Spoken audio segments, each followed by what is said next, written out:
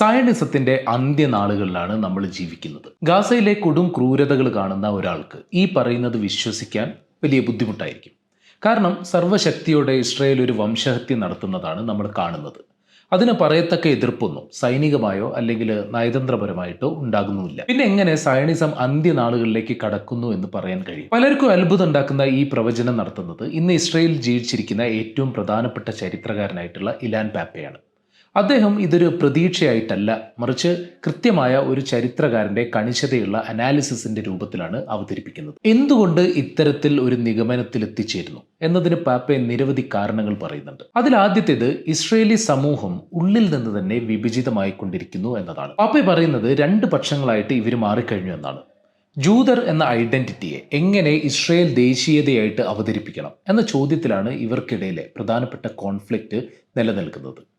ഒരു വശത്ത് ലിബറൽ അല്ലെങ്കിൽ സെക്യുലർ ജൂതന്മാരാണ്, അതായത് യൂറോപ്പിൽ നിന്നൊക്കെ കുടിയേറിയ 1948 ഇസ്രയേൽ രൂപീകരിക്കുന്നതിൽ സുപ്രധാന പങ്ക് വഹിച്ച വിഭാഗം.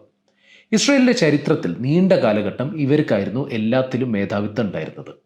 ഒരു വെസ്റ്റേൺ സ്റ്റൈലിലുള്ള ഡെമോക്രസി, അതിന്റെ ഭാഗമായിട്ടുള്ള പൗരാവകാശങ്ങൾ ഇസ്രയേലിൽ ഉണ്ടാകണം എന്നാണ് ഇവർ ആഗ്രഹിക്കുന്നത്. ഇത് പറയുമ്പോൾ ഒരു കാര്യം തെറ്റിദ്ധരിക്കരുത്. ഇസ്രയേലി പൗരന്മാർക്ക് ലിബറൽ ഡെമോക്രസി വേണം, അതിന്റെ പൗരാവകാശങ്ങൾ വേണം എന്ന് മാത്രമേ ഇവർക്ക് ആഗ്രഹമുള്ളൂ. പലസ്തീനികളെ എത്നിക് ക്ലൻസിങ് ചെയ്യുന്നതോ അപ്പാർത്തൈഡ് ചെയ്യുന്നതോ വംശഹത്യ തന്നെ ചെയ്യുന്നതോ ഒന്നും ഒരു കാലത്തും ഇവരെ സംബന്ധിച്ച് പ്രശ്നമുള്ള കാര്യമല്ല. ഇനി മറുവശത്ത് ഏറ്റവും ഫെനറ്റിക് ആയിട്ടുള്ള ഒരു തിയോക്രാറ്റിക് മതരാഷ്ട്രം ഇസ്രയേലിൽ സ്ഥാപിക്കണം എന്നാഗ്രഹിക്കുന്ന വിഭാഗമാണ്.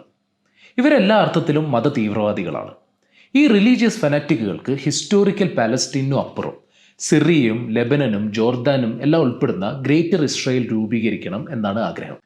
കഴിഞ്ഞ കാലഘട്ടത്തിൽ ഇക്കൂട്ടർക്ക് ഇസ്രയേലിലെ ഭരണ സംവിധാനത്തിൽ, അതിന്റെ സൈന്യത്തിൽ ഉൾപ്പെടെ സ്വാധീനം വർദ്ധിച്ചു വരികയാണ്. ഇവരെ സംബന്ധിച്ച് പലസ്തീനികളെ പോലെ തന്നെ ഇസ്രയേലിനകത്തെ സോക്കോൾഡ് നേരത്തെ സൂചിപ്പിച്ച സെക്യുലർ ജൂതന്മാരും ശത്രുക്കളാണ്. 2022 നെതന്യാഹുവിന്റെ വിജയം സത്യത്തിൽ ഇവരുടെ വിജയമായിരുന്നു. ഒരുപാട് ഭ്രാന്തൻ ആശയങ്ങൾ ഇവർക്കുണ്ട്.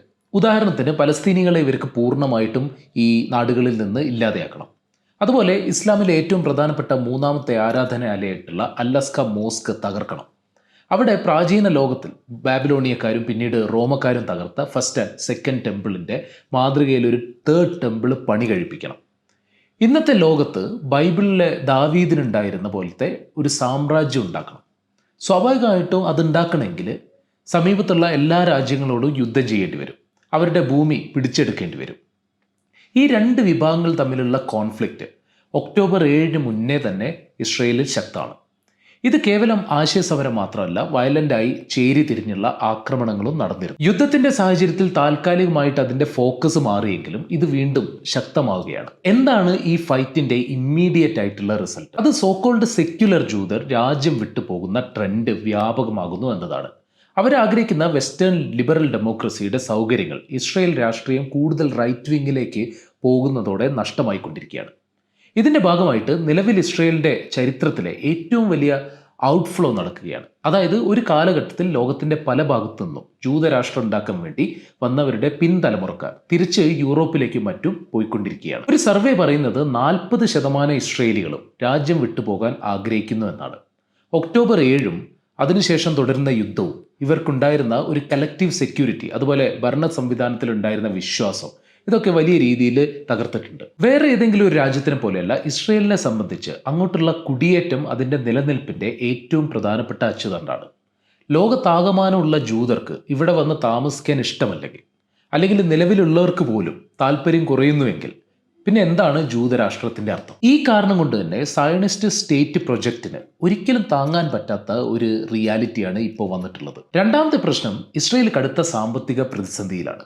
അമേരിക്കൻ സാമ്പത്തിക സഹായങ്ങൾ എത്ര കാലം ഇന്ന് ലഭിക്കുന്ന പോലെ കിട്ടിക്കൊണ്ടിരിക്കും എന്നത് ഒരു ഉറപ്പില്ലാത്തൊരു കാര്യമാണ്. കാരണം അമേരിക്കയ്ക്ക് തന്നെ സാമ്പത്തിക പ്രതിസന്ധികൾ കൂടുകയാണ്. അതുപോലെ എല്ലാ കാലത്തും ഇസ്രയേലിനെ സാമ്പത്തികമായും അല്ലാതെയും ഇപ്പോൾ ഉള്ളതുപോലെ അകമഴിഞ്ഞ് പിന്തുണയ്ക്കുന്നതിനോട് ഇന്ന് വലിയൊരു വിഭാഗം അമേരിക്കക്കാർക്ക്, ഇൻക്ലൂഡിങ് ട്രംപിനെ പിന്തുണയ്ക്കുന്നവർക്ക് യോജിപ്പില്ല. യുദ്ധം തുടരുക എന്നാൽ വീണ്ടും സാമ്പത്തിക ബാധ്യതകൾ കൂടുക എന്നുകൂടിയാണ് അർത്ഥം.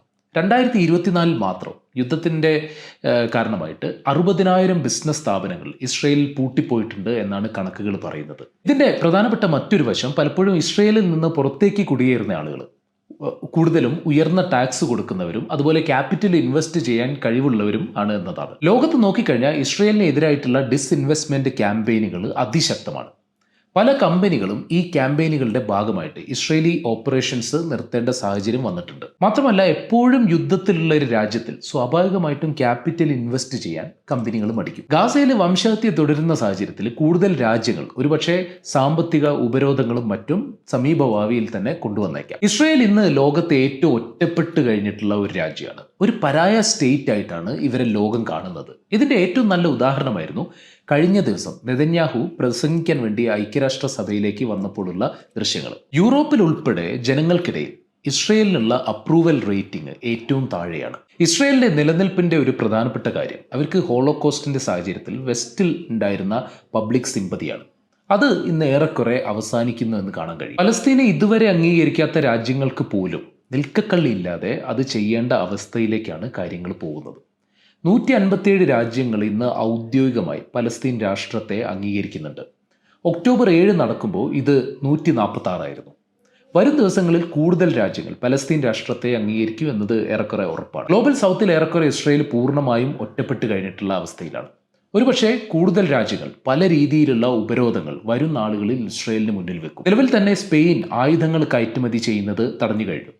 നടന്നുകൊണ്ടിരിക്കുന്ന കോൺഫ്ലിക്റ്റിന്റെ നെഗോഷിയേറ്റർ ആയിട്ടുള്ള ഖത്തറിനെ ഇസ്രയേൽ ഈ അടുത്ത് ആക്രമിച്ചിരുന്നു. എന്ത് തരത്തിലുള്ള സന്ദേശമാണ് ഇത്തരത്തിലുള്ള ഒരു രാജ്യം ലോകത്തിന് നൽകുന്നത്? ഇതോടൊപ്പം നമ്മൾ കാണേണ്ട മറ്റൊരു വസ്തുത, ജൂതന്മാർക്കിടയിൽ തന്നെ പ്രത്യേകിച്ച് ചെറുപ്പക്കാരായിട്ടുള്ള ആളുകൾക്കിടയിൽ ഇസ്രയേലിനുള്ള പിന്തുണ വലിയ രീതിയിൽ താഴേക്ക് പോവുകയാണ്. അവര് പലസ്തീൻ അനുകൂല റാലികളിൽ പങ്കെടുക്കുക മാത്രമല്ല, തങ്ങളുടെ ജൂത ഐഡന്റിറ്റി ഇസ്രയേലും തമ്മിൽ ബന്ധമില്ല എന്ന് വളരെ കൃത്യമായിട്ട് നിലപാടെടുക്കുകയാണ്. ഇതിൻ്റെ കാരണം വളരെ വ്യക്തമാണ്. ഒരു ഫെനറ്റിക്കിനല്ലാതെ ഒരു മനുഷ്യർക്കും ഇന്ന് ഗാസയിൽ നടക്കുന്ന പോലൊരു വംശഹത്യ തങ്ങളുടെ പേരുമായി ചേർത്ത് വെക്കപ്പെടാൻ ആഗ്രഹം ഉണ്ടാവില്ല. ഇസ്രയേലിന്റെ ഏറ്റവും വലിയ ശക്തികളിലൊന്ന് രാജ്യത്തിന് പുറത്തുള്ള ജൂയിഷ് ഡയസ്പോറയുടെ പിന്തുണ, അതുപോലെ അവർക്ക് ചെയ്യാൻ സാധിച്ചിരുന്ന ലോബിയിങ് ആയിരുന്നു. ഇതിന്റെ അർത്ഥം നാളെ തന്നെ ഇപ്പാക്കൊക്കെ പോലെയുള്ള സംവിധാനങ്ങളുടെ സ്വാധീനം ഇല്ലാതെയാകുന്നതല്ല. പക്ഷേ ലോങ് ടേമിൽ ഡയസ്പോറയുടെ പിന്തുണ ഈ സ്റ്റേറ്റ് മോഡലിന് നഷ്ടമാവുകയാണ്. അതില്ലാതെ ഇസ്രയേലിന് നിലനിൽക്കുക ബുദ്ധിമുട്ടായിരിക്കും എന്നാണ് ഇലാൻ പാപ്പെ പറയുന്നത്. ഇസ്രയേലി സൈന്യം അതിശക്തമാണ് എന്നതിൽ ആർക്കും ഒരു സംശയം ഉണ്ടായിരുന്നില്ല, അവര് ഇറാനെ ആക്രമിക്കുന്നത് വരെ. എന്നാൽ ഇറാനുമായിട്ടുള്ള യുദ്ധം ഇൻവിൻസിബിൾ ആണ്, അഥവാ ഒരിക്കലും തോൽപ്പിക്കാൻ കഴിയാത്ത എന്തോ ആണ് IDF എന്ന മിത്ത് ഇല്ലാതെയാക്കി. അമേരിക്കയിൽ നിന്നും യൂറോപ്പിൽ നിന്നും ഇപ്പോൾ കിട്ടുന്ന സൈനിക പിന്തുണ അല്പമെങ്കിലും കുറയുന്ന ഒരു സാഹചര്യത്തിൽ എന്തായിരിക്കും ഇസ്രയേലി സൈന്യത്തിന്റെ യഥാർത്ഥ ശക്തി എന്നത് വലിയൊരു ചോദ്യചിഹ്നമാണ്. ഹമാസോ ഹിസ്ബുള്ളയോ പോലുള്ള ഗറില്ല ഫോഴ്സുകൾ, അല്ലെങ്കിൽ ലെബനനൊക്കെ പോലുള്ള വീക്കായിട്ടുള്ള മിലിറ്ററി ഫോഴ്സുകൾ, ഇവരോടൊക്കെയാണ് അധികവും IDF യുദ്ധത്തിൽ ഏർപ്പെടുന്നത്. എന്നാൽ അതുപോലെ എളുപ്പമല്ല ഇറാനെ പോലെ ശക്തമായിട്ടുള്ള മിലിറ്ററി ഉള്ള ഒരു രാജ്യത്തിനോട് യുദ്ധം ചെയ്യുക എന്ന് ഇപ്പോൾ വ്യക്തമാണ്. ഇസ്രയേലി രാഷ്ട്രീയത്തിൽ ഇപ്പോൾ ശക്തി ഉറപ്പിക്കുന്ന ഞാൻ നേരത്തെ സൂചിപ്പിച്ച വിഭാഗങ്ങളുടെ ലക്ഷ്യം ഒരു ഗ്രേറ്റർ ഇസ്രായേലാണ്. അതായത് സമീപത്തുള്ള ഒരുപാട് രാജ്യങ്ങളോട് യുദ്ധത്തിൽ ഏർപ്പെടേണ്ടി വരും. മാത്രമല്ല അടുത്തൊന്നും ഈ യുദ്ധം അവസാനിപ്പിക്കാനും സാധിക്കില്ല. എത്ര കാലം നിലവിൽ തന്നെ ക്ഷീണിതരായിട്ടുള്ള ഈ സൈന്യത്തിന് അതൊക്കെ സാധിക്കും എന്നതാണ് പ്രധാനപ്പെട്ട പ്രശ്നം. നിലവിൽ തന്നെ സൈന്യത്തിനകത്തെ ദൗർബല്യങ്ങൾ വ്യക്തമായിട്ട് പുറത്തേക്ക് വരികയാണ്. റിപ്പോർട്ടുകൾ പറയുന്നത് സൈനികർക്കിടയിൽ ആത്മഹത്യാ പ്രവണത, അതുപോലെ മാനസിക പ്രശ്നങ്ങൾ ഇതൊക്കെ കൂടി വരുന്നതെന്നാണ്. ബേൺ ഔട്ട് ആയിട്ടുള്ള ഒരു മിലിറ്ററിക്ക് എത്ര കാലം ഈ യുദ്ധങ്ങൾ തുടരാൻ കഴിയും? അവസാനമായിട്ട് പാപ്പെ സൂചിപ്പിക്കുന്നത് പലസ്തീനിയൻ ഐഡന്റിറ്റിയുടെ വമ്പിച്ച തോതിലുള്ള തിരിച്ചുവരവാണ്. ലോകം മുഴുവൻ ചെതറിക്കിടക്കുന്ന പലസ്തീനികൾക്കിടയിൽ അത്ഭുതകരമായിട്ടുള്ള രീതിയിൽ ഒരു ഐക്യം, അതുപോലെ ദേശീയ ബോധം സൃഷ്ടിക്കാൻ ഗാസയിലെ ക്രൂരതകൾക്ക് സാധിച്ചിട്ടുണ്ട്, പ്രത്യേകിച്ച് യുവാക്കൾക്കിടയിൽ. പലസ്തീനകത്തെ റെസിസ്റ്റൻസ് ഏറ്റവും ദുർബലമായിട്ടുള്ള സാഹചര്യത്തിലാണ്, പ്രത്യേകിച്ച് യുദ്ധത്തിന്റെ സാഹചര്യത്തിൽ. പക്ഷേ അതിന് ഏത് സമയം വേണമെങ്കിലും തിരിച്ചു വരാനുള്ള കരുത്ത് ഈ മാറ്റം സൃഷ്ടിക്കുന്നുണ്ട് എന്നാണ് പാപ്പെ പറയുന്നത്. അപ്പുറത്ത് ഇസ്രയേൽ കൂടുതൽ ഒറ്റപ്പെടുമ്പോൾ പലസ്തീനുള്ള ലോകത്തിന്റെ പിന്തുണ വർദ്ധിക്കുകയാണ്. അതുപോലെ ഇസ്രയേലി ഡയസ്പോറ വീക്കാകുമ്പോൾ നേരെ തിരിച്ചാണ് പലസ്തീൻ്റെ കാര്യത്തിൽ സംഭവിക്കുന്നത്.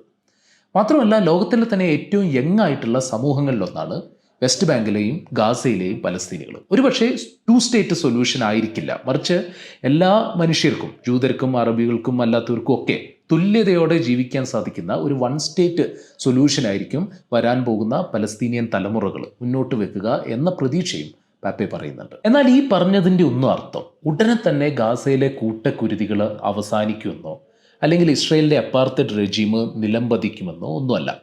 എന്നാൽ കഴിഞ്ഞ 130 കൊല്ലത്തോളം ഇസ്രയേൽ പാലസ്തീൻ രാഷ്ട്രീയത്തെ നിയന്ത്രിച്ച സയണിസം എന്ന പ്രത്യയശാസ്ത്രം അതിൻ്റെ അവസാന നാളുകളിലേക്ക് കടക്കുന്നു എന്നാണ്. പലപ്പോഴും ഇത്തരത്തിലുള്ള പ്രത്യയശാസ്ത്രങ്ങൾ അതിൻ്റെ ഏറ്റവും ക്രൂരമായിട്ടുള്ള ഘട്ടം തുറന്നു കാട്ടുക അതിൻ്റെ അവസാന നാളുകളിലായിരിക്കും എന്ന് സൗത്ത് ആഫ്രിക്കയുടെ വർണ്ണവിവേചനത്തിൻ്റെ ഉദാഹരണം പറഞ്ഞുകൊണ്ട് പാപ്പെ പറയുന്നുണ്ട്. ഒരുപക്ഷെ നമ്മൾ ഇന്ന് കാണുന്നത് അതാണ്. വരും നാളുകളിൽ ഇതിലും വലിയ ക്രൂരതകൾ കണ്ടേക്കാം, അല്ലെങ്കിൽ കൂടുതൽ യുദ്ധങ്ങൾ ഉണ്ടായേക്കാം. സൗത്ത് ആഫ്രിക്കയിലെ വർണ്ണവിവേചനത്തിൻ്റെ ഏറ്റവും ക്രൂരമായ അതിൻ്റെ അവസാന ഘട്ടങ്ങളിൽ ജീവിച്ചിരുന്ന ഒരാൾക്ക് ഈ സംവിധാനം അവസാനിക്കാൻ പോകുന്നു എന്ന് പറഞ്ഞാൽ വിശ്വസിക്കാൻ ബുദ്ധിമുട്ടായിരിക്കും. എന്നാൽ അത് അവസാനിച്ചിട്ടുണ്ട്. കാരണം ചരിത്രം പലപ്പോഴും അത് സംഭവിക്കുന്നവരെ അതൊരിക്കലും സംഭവിക്കില്ല എന്ന് തോന്നിപ്പിക്കും.